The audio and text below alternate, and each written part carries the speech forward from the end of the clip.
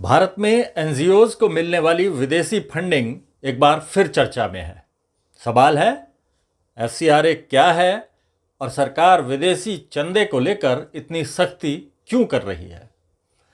क्या विदेशी फंडिंग का इस्तेमाल सामाजिक कार्यों के लिए होता है या इसके जरिए देश की नीतियों और राजनीति को प्रभावित करने की कोशिश भी हो सकती है?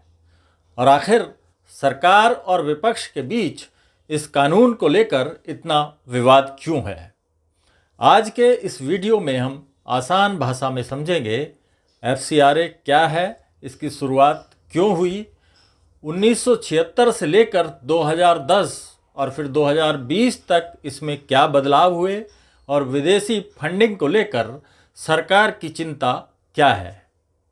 चलिए सबसे पहले समझते हैं एफसीआरए यानी फॉरेन कंट्रीब्यूशन रेगुलेशन एक्ट। यह भारत में विदेशी स्रोतों से मिलने वाले योगदान यानी फॉरेन कंट्रीब्यूशन को नियंत्रित करने वाला कानून है। इसका मकसद यह सुनिश्चित करना है कि विदेशों से मिलने वाली आर्थिक मदद का इस्तेमाल भारत के राष्ट्रीय हित, सुरक्षा और कानूनों के खिलाफ ना हो। इस कानून के तहत एनजीओज, ट्रस्ट, सोसाइटी और कुछ अन्य संस्थाओं को विदेश से मिलने वाली फंडिंग के लिए निर्धारित नियमों का पालन करना पड़ता है। क्या आप जानते हैं कि एफसीआरए की शुरुआत कैसे हुई? एफसीआरए की कहानी 1970 के दशक तक जाती है। 1976 में इंदिरा गांधी सरकार के कार्यकाल में एफसीआरए कानून लाया गया था।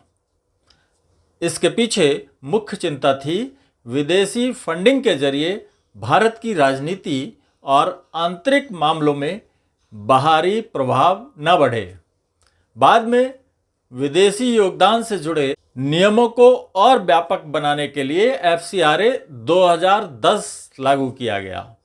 इस कानून के तहत विदेशी फंडिंग प्राप्त करने वाली संस्थाओं के लिए रजिस्ट्रेशन, रिपोर्टिंग और फंड के इस्तेमाल से जुड़े नियम तय किए गए।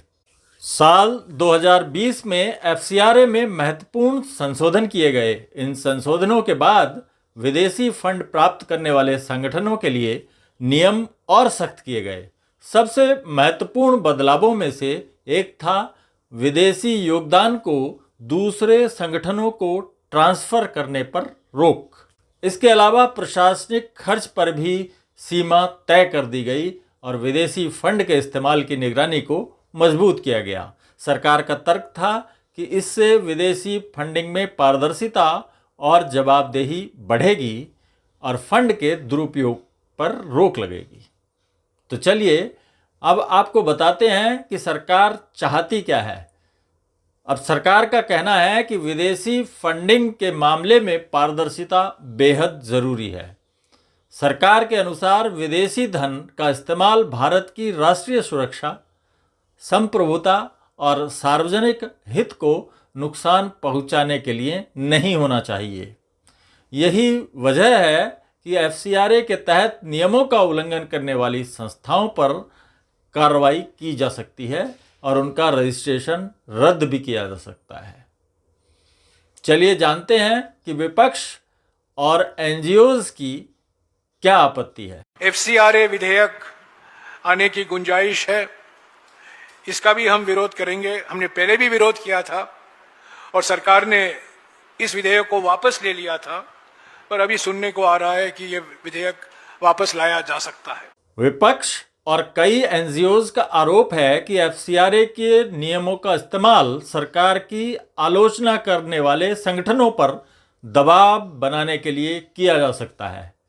उनका कहना है कि सख्त नियमों और अनुपालन की बढ़ती आवश्यकताओं से कई सामाजिक संगठनों के लिए काम करना मुश्किल हो सकता है। यानी एक तरफ सरकार इसे राष्ट्रीय सुरक्षा और पारदर्शिता का मुद्दा बताती है, तो दूसरी तरफ आलोचक इसे एनजीओज की स्वतंत्रता और नागरिक समाज के कामकाज से जोड़कर देखते हैं। एफसीआरए क्यों महत्वपूर्ण है? दरअसल एफसीआरए का असर सिर्फ एनजीओज तक सीमित नहीं है।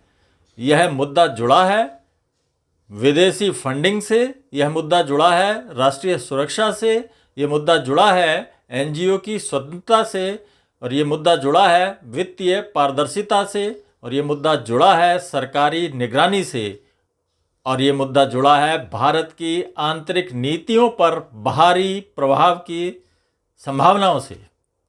यही वजह है कि एफसीआरए को लेकर संसद में भी समय समय पर बहस होती रही है। तो कुल मिलाकर एफसीआरए एक ऐसा कानून है जो भारत में विदेशी फंडिंग को नियंत्रित करता है। सरकार का कहना है कि विदेशी धन के इस्तेमाल में पारदर्शिता और राष्ट्रीय सुरक्षा सुनिश्चित करना ज़रूरी है। वहीं आलोचकों का तर्क है कि नियम इतने सख्त नहीं होने चाहिए कि जेन्युइन एनजीओज और सामाजिक संगठनों के काम पर भी विपरीत असर पड़ने लगे। अब असली सवाल यही है, क्या विदेशी फंडिंग पर सख्त निगरानी राष्ट्रीय हित की ज़रूरत है या इससे नागरिक समाज की स्वतंत्रता प्रभावित होती है? इस मुद्दे पर बहस आगे भी जारी रहने की संभावना है। अगर आपको यह एक्सप्लेनर इंफॉर्मेटिव लगा हो तो वीडियो को लाइक और शेयर करें, और ऐसे ही एक्सप्लेनर्स के लिए चैनल को सब्सक्राइब करना ना भूलें।